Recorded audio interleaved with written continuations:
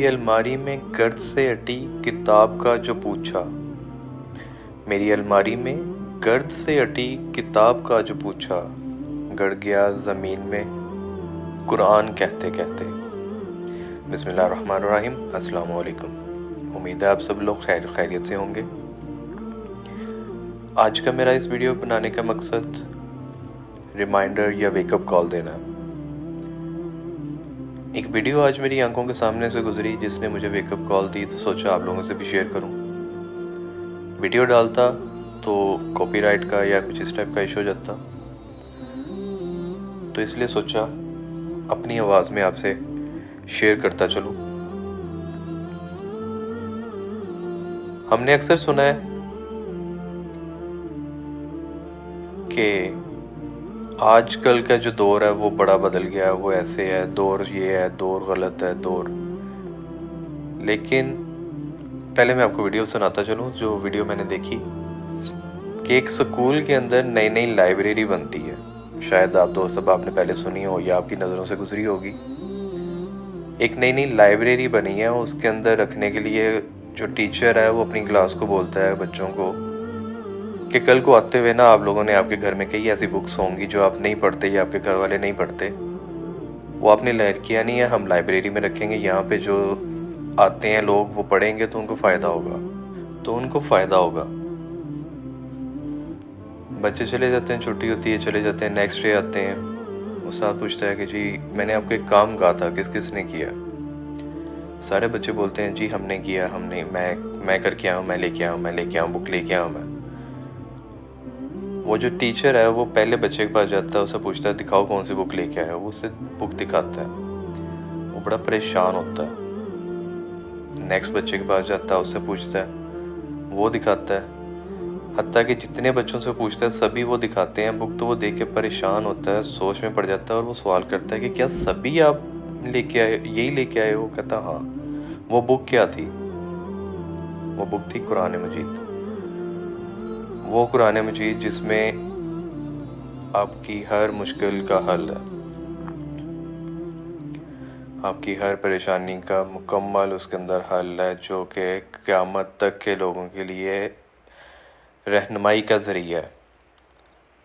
ہم جیسے لوگوں کے لیے وہ اتاری گئی ہے، اور آج ہم ہی اس سے اتنے دور ہو چکے ہیں کہ وہ ہماری شاعر مشرق ہمارے علامہ اقبال صاحب نے یہ شعر پڑھے تھے، یہ غزل کہی تھی انہوں نے آج سے بڑی عرصہ پہلے اپنے دور حیات میں، جو آج بھی اس وقت کے لوگوں پہ بھی شاید سوٹ کرتی ہو یہ، لیکن آج کے لوگوں پہ بھی۔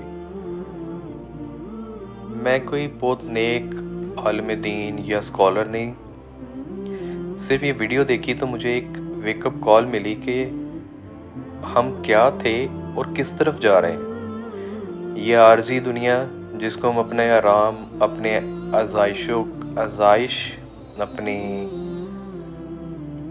آسانیوں کا ذریعہ بنا رہے ہیں، کہ بس یہ دنیا ہی سب کچھ ہے، ہم اسی کے پیچھے اس طرح سے لگ چکے ہیں کہ ہم بھول گئے ہیں کہ یہاں پہ ہمارے جو ابا تھے حضرت آدم، ان کو یہاں پہ سزا کے لیے بھیجا گیا تھا، اس دنیا میں پنشمنٹ کے طور پہ وہ ادھر آئے تھے۔ ہم اس دنیا میں اپنے لیے سکون تلاش کریں جہاں پہ آئی پنشمنٹ کے لیے۔ ہم کہتے ہیں کہ دوسرا غلط ہے، وہ غلط ہے، یا اپنے گریبان میں کوئی نہیں جھانکتا۔ کچھ دنوں پہلے ایک ویڈیو نظر سے گزری کہ جی ہم وہ آخری ہیں بچے یا ایک پیڑھی یا کہہ لیں یا جنریشن کہ جن کی ماؤں کے کوئی فیس بک اکاؤنٹ یا کوئی انسٹاگرام اکاؤنٹ یا کوئی ٹک ٹاک یا جو آج کل یہ اور ایپس چلی ہیں وہ اکاؤنٹ نہیں ہے۔ ہم ماؤں کا ذکر کرتے ہیں، لیکن ہم یہاں پہ یہ ذکر نہیں کرتے کہ ہم وہ آخری جنریشن ہے کہ جن کے اباؤں کے بھی کوئی اکاؤنٹ نہیں تھے۔ بحیثیت ابا ہماری بھی ذمہ داری ہے کہ ہم جو ہے اپنی جو ہے جنریشن جو آگے آنے والی ہے اس کی جو ہے گائیڈنس کے لیے یا اس کی اچھی تربیت کے لیے جو ہے ہم بھی کوئی کردار ادا کریں۔ صرف ماؤں کے اوپر نہیں ہوتا یہ۔ جب ہم چھوٹے ہوتے تھے تو دن میں 2 یا 3 دفعہ تو قرآن پاک ہمیں پڑھایا جاتا تھا، ہمیں بٹھایا جاتا تھا کہ جاؤ گھر میں پڑھو ایک دفعہ، صبح ٹائم قاری صاحب کے پاس جاؤ، شام میں قاری صاحب کے پاس جاؤ۔ آج کل تو اتنی آسانیاں پیدا کی گئی ہیں کہ بچوں کو قاری صاحب گھر آ کے پڑھاتے ہیں۔ وہ بھی بس منہ بسوڑے ہوتے ہیں، ایک دوسرے کا منہ بنا رہے ہوتے ہیں کہ جی اب قرآن پڑھنا ہمیں۔ وہ قرآن جس کو پڑھنے سے دلی تسکین اور سکون راحت اتنی ملتی ہے، اور آج ہم اسی سے ہی دور جاتے جا رہے ہیں۔ کوئی پوچھے تو ہاں یار میرے موبائل میں وہ ہے نا اپلیکیشن، میں اس سے پڑھ لیتا ہوں، لیکن جو بیسک ہے ہم اس سے دور ہوتے جا رہے ہیں۔ دور میں اتنا فرق آ چکا ہے کہ ہمارا دور تھا اس میں ہم نے اگر قرآن پاک نہیں نہ پڑھا یا نماز مس کی ہے یا قرآن نہیں پڑھا یا جس دن ہم نے قرآن پاک کی تلاوت نہیں کی، کھانا نہیں ملتا تھا، ناشتہ نہیں ملتا تھا کہ تم نے آج قرآن پاک کی تلاوت نہیں کی۔ صبح صبح ہمیں اٹھایا جاتا تھا کہ اذان ہو گئی ہے، نماز پڑھو، قرآن پڑھو۔ اور آج کل کے بچوں کو دیکھتے نہیں، چھوٹا ہے، سو رہا ہے، ٹھنڈ ہے یا گرمی ہے یا اس طرح تھکا تھا، رات زیادہ پڑھتا رہا۔ دنیاوی تعلیم کو ہم نے اتنی فوقیت، اتنی اہمیت دے دی ہے کہ ڈاکٹر نہیں بنو گے تو کچھ نہیں ہوگا، انجینئر نہیں بنو گے تو کچھ نہیں ہوگا۔ لیکن وہ تعلیم جو ہمارے ساتھ جانی ہے، جو ہمارے اس آگے کا راستہ جس نے آسان کرنا ہے، ہم اس کی طرف سے پیچھے ہٹتے جا رہے ہیں۔ جو چیز ہمارے لیے دنیا اور آخرت دونوں میں ہماری آسانی یا ہمارے لیے بہترین ہے یا ہمارے لیے مشعل راہ ہے، ہم اس سے دور ہوتے جا رہے ہیں۔ کافی حد تک ہم دور ہو چکے ہیں اس سے۔ اس عارضی دنیا میں یا قرآن پڑھنے سے دل نرم ہوتا ہے، قرآن پڑھنے سے دل میں نرمی رہتی ہے، انسان کا مزاج بڑا تحمل مزاج رہتا ہے۔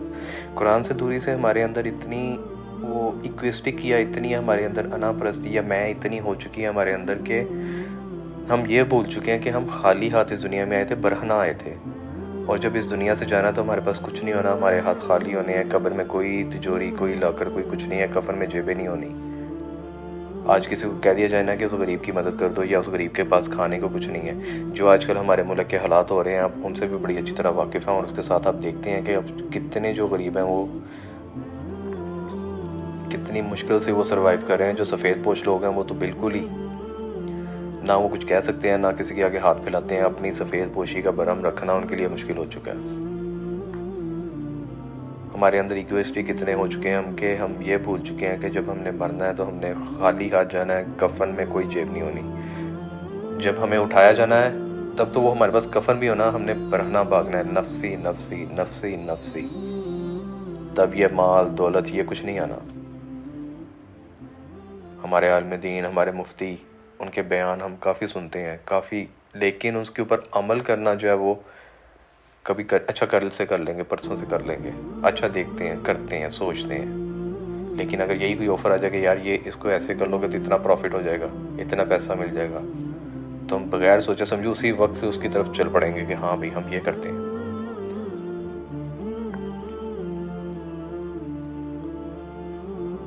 شکوہ جواب شکوہ بہت خوب کہتے ہیں، انہیں سنے نا تو انسان کی روح ایک دفعہ ایسے جیسے جسم سے نکلتی ہے کہ ہمارے آباء و اجداد یا ہمارے بڑے بزرگ وہ کامیاب تھے زندگی میں۔ کیوں کامیاب تھے؟ کہ انہوں نے نماز قائم، نماز کی پابندی، قرآن پڑھنا، تلاوت کرنا، غربا فقراء کی مدد کرنا۔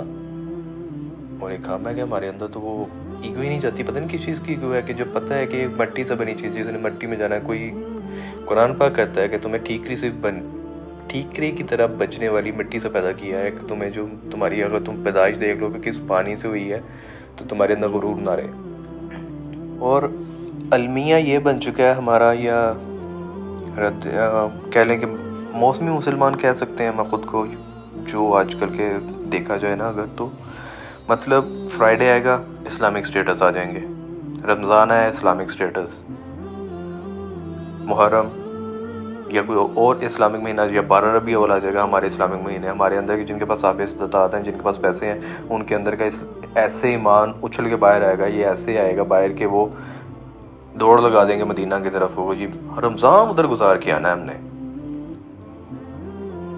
کنڈیشن یہ ہے کہ ہم عمرہ حج کر کے نام کے آگے فٹافٹ حاجی میں حاجی ہے، لیکن جو ہمارے پیارے نبی کریم صلی اللہ علیہ وسلم درس دے کے گئے، بیان سنیں نا آپ، اس میں بتاتے ہیں جو علماء کرام ہیں ہمارے، جو مفتی ہیں ہمارے، وہ بتاتے ہیں کہ وہ کیسے فاقہ کشی کرتے ہوتے تھے، فاقے کرتے ہوتے تھے. لیکن اب ہم ایسے پیٹ بھر کے کھائیں گے اور ہمیں یہ نہیں آئیڈیا ہوتا، یا ہمیں یہ نہیں پتا ہوتا کہ ہمارے ساتھ والے گھر نے، ہمارے ہمسائے نے کچھ کھایا یا نہیں کھایا.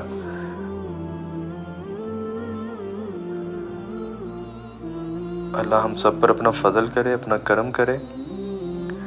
وہ کہتے ہیں نا، دل میں خدا کا ہونا لازم ہے اقبال، دل میں خدا کا ہونا لازم ہے اقبال، سجدوں میں پڑے رہنے سے جنت نہیں ملتی. ہم نے اسی سوچ میں یا اسی فکر میں ہم نے جو ہے وہ مر جانا ہے یا چلے جانا ہے اس دنیا سے، کہ لو ہم نے تو عمرہ کیا ہوا ہے، ہم نے حج کیا ہوا ہے، ہم تو سیدھے جنت میں. لیکن نہیں سر، اس دن جو سوال ہونا ہے نا، اللہ مجھے اور آپ کو اس کی تیاری کرنے کی توفیق عطا فرمائے. اسی کے ساتھ وہ جو میں نے شعر سنایا اقبال صاحب کا، شروع میں اس کو مکمل کرتا ہوں. اقبال صاحب کہتے ہیں، ہمارے شاعر مشرق کہتے ہیں، گونگی ہو گئی آج کچھ زبان کہتے کہتے، گونگی ہو گئی آج کچھ زبان کہتے کہتے، ہچکچا گیا خود کو مسلمان کہتے کہتے. یہ بات نہیں کہ مجھ کو اس پہ یقین نہیں، بس ڈر گیا خود کو صاحب ایمان کہتے کہتے. توفیق نہ ہوئی مجھ کو ایک وقت کی نماز کی، توفیق نہ ہوئی مجھ کو ایک وقت کی نماز کی، اور چپ ہوا مؤذن اذان کہتے کہتے. کسی کافر نے جو پوچھا ہے کون سا مہینہ، کسی کافر نے جو پوچھا ہے کون سا مہینہ، شرم سے پانی ہاتھ سے گر گیا رمضان کہتے کہتے. میری الماری میں گرد سے اٹی کتاب کا جو پوچھا، میری الماری میں گرد سے اٹی کتاب کا جو پوچھا، میں گڑ گیا زمین میں قرآن کہتے کہتے. یہ سن کے چپ سادھ لی اقبال اس نے، یہ سن کے چپ سادھ لی اقبال اس نے، یوں لگا جیسے رک گیا وہ مجھے حیوان کہتے کہتے. دعا میں یاد رکھیے گا. اجازت دیجیے. اللہ حافظ.